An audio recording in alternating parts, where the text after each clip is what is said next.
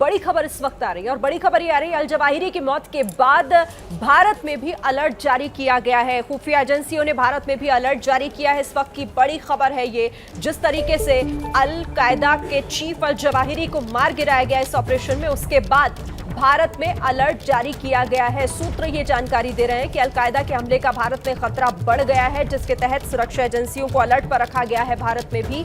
सीधे रुक करेंगे ज्यादा जानकारी के लिए, हमारे संवाददाता ओम प्रकाश तिवारी जुड़े हुए हैं। ओम प्रकाश, भारत में भी अलर्ट? बिल्कुल शिरीन, इंडियन इंटेलिजेंस ने इस बाबत एक अलर्ट जारी कर दिया है, जिसमें स्पष्ट तौर पर आशंका जाहिर की गई है कि अल जवाहिरी की हत्या का सीधा मनोबल उसके भारत में मौजूद कैडरों पर पड़ेगा और उनका मनोबल टूट सकता है।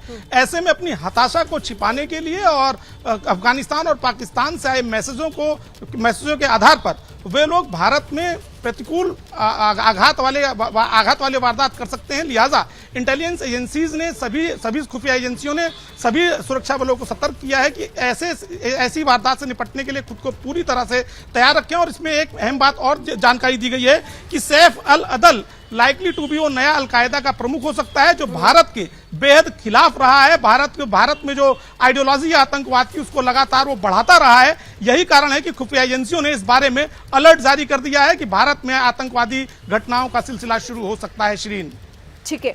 विवेक काटजू जी, अगर आप मुझे अब सुन पा रहे हैं तो आप प्लीज इस पर भी रिएक्ट कीजिएगा कि किस तरह से भारत के लिए ये खतरा बढ़ा हुआ दिखाई आपको दे रहा है आगे।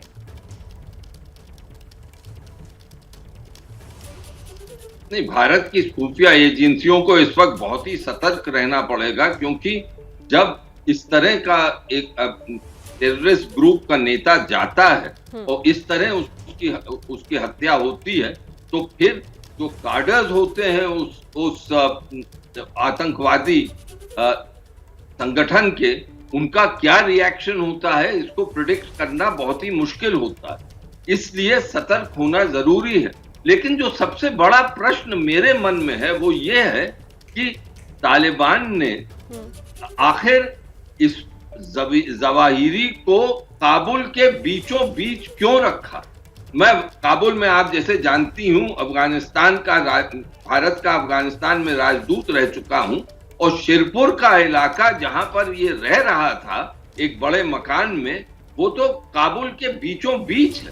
वो जो वहां का डिप्लोमेटिक एरिया है, वहां का जो फॉरेन मिनिस्ट्री है, वहां की जो और एम्बसीज हैं, उसके बिल्कुल पास है। वहां पर तालिबान ने इसको क्यों रखा, ये सबसे बड़ा प्रश्न है। और अमेरिका की तो बड़ी कामयाबी हुई है जिस तरह उसको इस निशाने पे लेके और उसको समाप्त किया है। जो ये खबर आ रही है कि पाकिस्तान ने शायद अमेरिका की मदद की वो हो सकता है कि सही हो, क्योंकि पाकिस्तान इस वक्त आर्थिक और राजनीतिक और हर प्रकार की दलदल में फंसा है, और उसको अमेरिका से एक डील की जरूरत है कि उसको पैसा मिलने लगे आईएमएफ से। और अगर वो ये डील नहीं करे तो उसको मुश्किल होगी। तो अमेरिका को उसको कुछ ना कुछ तो देना था, बाइडेन को भी कुछ ना कुछ देना था। और बाइडेन की इस वक्त जो अंदरूनी राजनीतिक स्थिति है, मिड टर्म इलेक्शन सामने खड़े हैं अमेरिका में, इसलिए मुझे लगता है कि ये एक डील हुई है।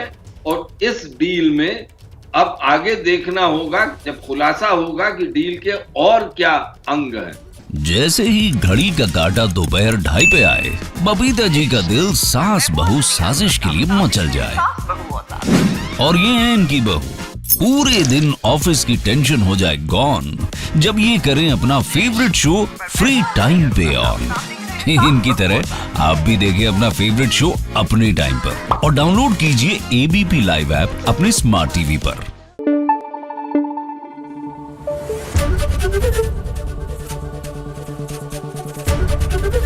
एबीपी न्यूज आपको रखे आगे।